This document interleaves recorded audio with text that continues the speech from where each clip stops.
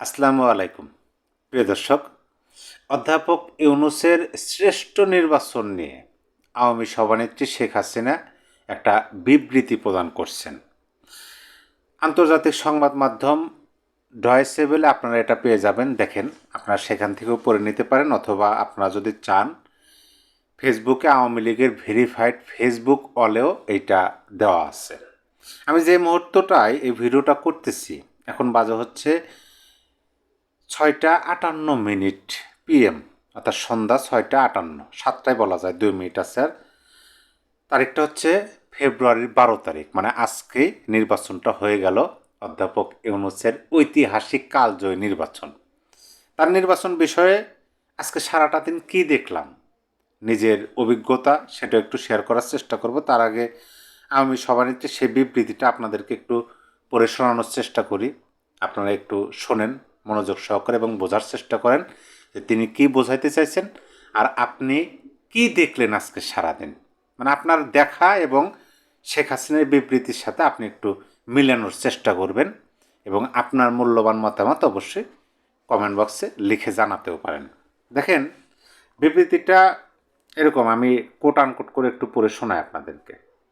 অবৈধ ও অসাংবিধানিকভাবে ক্ষমতা দখলকারী খুনি ফ্যাসিস্ট ইউনূসের প্রহসনের নির্বাচন প্রত্যাখ্যান করায় মা বোন সংখ্যালঘু সম্প্রদায় সহ দেশবাসীর প্রতি জননেত্রী শেখ হাসিনার ধন্যবাদ ও কৃতজ্ঞতা। অবৈধ অসাংবিধানিক উপায়ে ক্ষমতা দখলকারী ইউনূসের আজকের তথাকথিত নির্বাচন ছিল মূলত একটি সুপরিকল্পিত প্রহসন। জনগণের ভোটাধিকার, গণতান্ত্রিক মূল্যবোধ ও সংবিধানের চেতনাকে বৃদ্ধাঙ্গুলি দেখিয়ে আয়োজন করা হয়েছে আগামী আওয়ামী লীগবিহীন ভোটারবিহীন প্রতারণামূলক নির্বাচন। 11 ফেব্রুয়ারি সন্ধ্যার পর থেকেই ভোটকেন্দ্র দখল, গোলাগুলি, ভোট কেনাবেচায় টাকার ছড়াছড়ি, ব্যালট পেপারে সিল প্রদান এবং ফলাফল শিটে এজেন্টদের স্বাক্ষর গ্রহণের মধ্য দিয়েই এই প্রহসনের সূচনা হয়। 12 ফেব্রুয়ারি সকাল থেকে সারা দেশের অধিকাংশ ভোট কেন্দ্রে ভোটার উপস্থিতি ছিল একেবারেই নগণ্য।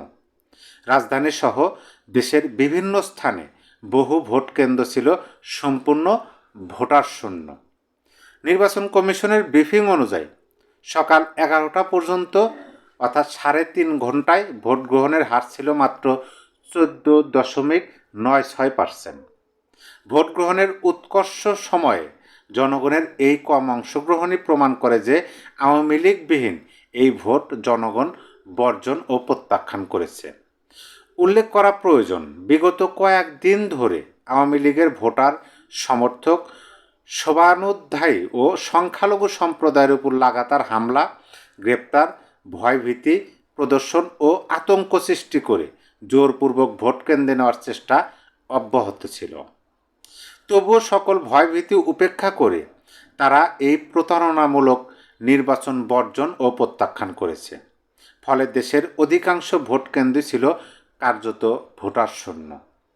এছাড়া ভোটার তালিকায় বিশেষ করে ঢাকা শহরে ভোটারের সংখ্যা অস্বাভাবিকভাবে বৃদ্ধি পাওয়ার বিষয়টি লক্ষ্য করা গেছে, যা অত্যন্ত প্রশ্নবিদ্ধ ও অবিশ্বাস্য।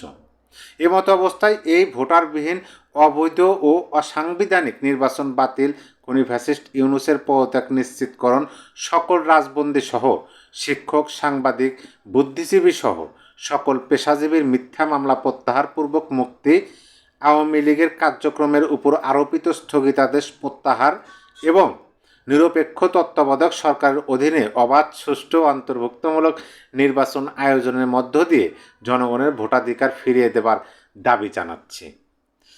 তাহলে আওয়ামী সভানেত্রী শেখ হাসিনা তিনি দাবি জানালেন, এই নির্বাচন তিনি নিরপেক্ষ বলতেছেন না, এই নির্বাচনকে গ্রহণযোগ্যতাও বলতেছেন না। তিনি বলতেছেন যে জনগণের ভোটাধিকার ফিরে দেবার তিনি দাবি জানাইতেছেন এবং মাঝখানে তিনি যে তথ্যগুলো তুলে ধরছেন সেই তথ্যগুলো অনুযায়ী আমরা যতটুকু দেখলাম আমাদের দেখায় হ্যাঁ মিল আছে। মাত্র 1 ঘন্টায় আমরা 2.5 কোটি ভোট কাস্ট হতে দেখলাম এই বাংলাদেশে। সবচেয়ে আশ্চর্যজনক বিষয় হলো কি, একটা দেশের কয়বার জন্ম হয় আমি বলি, আমি যতটুকু দেখলাম, যেমন ধরেন 36শে জুলাই, 5ই আগস্ট যদি আপনি না বলেন, 36শে জুলাই, 36শে জুলাই সেই বিষয় নিয়ে 8ই আগস্ট প্রধান উপদেষ্টা দায়িত্ব গ্রহণের পরে 11ই আগস্ট যখন তিনি জাতির উদ্দেশ্যে ভাষণ দিলেন, তখন তিনি বললেন নতুন বাংলাদেশের সূচনা হলো।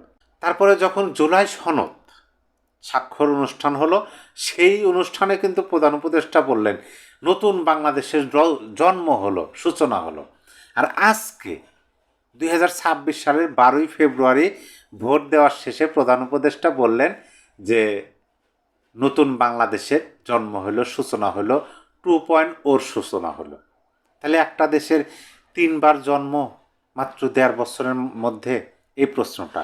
পাশাপাশি দেখেন এই যে নির্বাচনটা, এই নির্বাচনের একটা মানে সর্বোচ্চ বেশি ব্যবহৃত বাক্য, সেই বাক্যটা হলো কি, আমার ভোট কে দিল।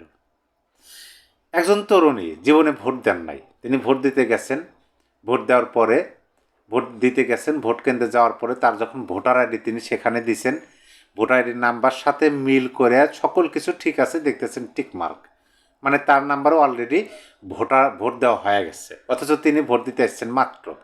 এরকম অনেক ভিডিও সামাজিক যোগাযোগ মাধ্যমে ভেসে বেড়াইতেছে, এমনকি পত্রিকা হয়েছে। দেখেন মানে কার ভোট কে দিতেছে। আমরা তো ভোট কেন্দ্রে দেখলাম যে ভোটার শূন্য ভোট কেন্দ্র, ভোটার নাই। যেমন গোপালগঞ্জ, সেখানে ভোটার নাই। ঢাকা গুরুত্বপূর্ণ বেশ কয়েকটা আসনে ভোটার নাই। বিশ্ববিদ্যালয় এক আসনে দেখলাম ভোটার নাই।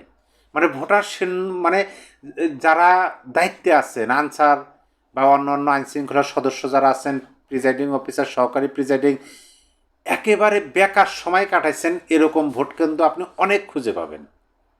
ভোটারবিহীন ভোট, যাই মানুষ আসছে, যারা অনেক আশা আকাঙ্ক্ষা নিয়ে ভোট দিতে আসছে, অনেক স্বপ্ন ছিল, কিন্তু অনেকের ভোট আগেই হয়ে গেছে। তাহলে এই যে নির্বাচনটা করলো ডক্টর ইউনূস, এই নির্বাচনটা তিনি বলছিলেন যে ঐতিহাসিক নির্বাচন। আমি প্রথমে আপনাদেরকে আওয়ামী সভানেত্রী বিবৃতিটা পড়ে শোনালাম, ঠিক আছে, কিন্তু ডক্টর ইউনূস সাহেবের কথায় যদি আপনি আসেন, এটা হচ্ছে ঐতিহাসিক এবং শ্রেষ্ঠ নির্বাচন, নিরপেক্ষ সুষ্ঠু নির্বাচন। সেই নির্বাচনে আমরা একদিন আগে, মানে 12 তারিখ সকাল 7টা থেকে নির্বাচন অনুষ্ঠিত হওয়ার কথা, আমরা নির্বাচন শুরু হইতে দেখলাম 11 তারিখ সন্ধ্যা 7টা থেকে। টাকার তো ওরাওরি আমরা দেখলামই, পাশাপাশি ব্যালট বাক্স খুলে নিয়ে সিল মারা দেখলাম। আজকে যে ঘটনাগুলো ঘটলো, শুধু যে একজনের ভোট আর একজন দিচ্ছে তাই নয়। আজকে আমরা কি দেখলাম? আজকে আমরা দেখলাম যে ব্যালট পেপারের যে সিল এবং সিগনেচার থাকে প্রিজাইডিং অফিসারদের, সহকারী অফিসার, সেগুলো আগেই পূরণ করা, একেবারে প্রথম পেজ থেকে শেষ ব্যালট পেপার পর্যন্ত পুরো বই আগে সিল মারা। কয়েকজনকে বহিষ্কারও করা হয়েছে। তাহলে এই যে নির্বাচনটা, এই নির্বাচনে একেতে ভোটার নাই। 1 ঘন্টায় যদি 1.5 ঘন্টায় যদি 2.5 কোটির মতো ভোট কাস্ট করতে চান, সারা বাংলাদেশে যতগুলো ভোট কেন্দ্র আছে আপনি হিসাব করে দেখেন তো, মিনিটে কয়টা ভোট দেওয়া লাগে। আমি হিসাব করে দেখলাম 1 মিনিটে 5টা ভোট যদি পড়ে, তাহলে 1.5 ঘন্টায় 2.5 কোটির মতো ভোট কাস্ট হওয়া সম্ভব। কারণ 11টা পর্যন্ত যদি 14% ভোট কাস্ট হয়ে থাকে, আর যদি 12টা পর্যন্ত, 12:30টা পর্যন্ত যদি সেটা 32% বেশি, 33% উপনীত হয়, তাহলে এই যে 1.5 ঘন্টায় 2.5 কোটির উপর ভোট কাস্ট হয়েছে, তার মানে প্রতি মিনিটে 5টা ভোট পড়ছে।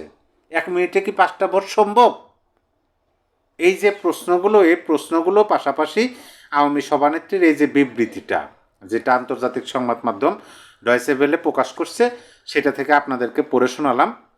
আশা করি আপনাদের মূল্যবান মতামত অবশ্যই কমেন্ট বক্সে লিখে দেবেন।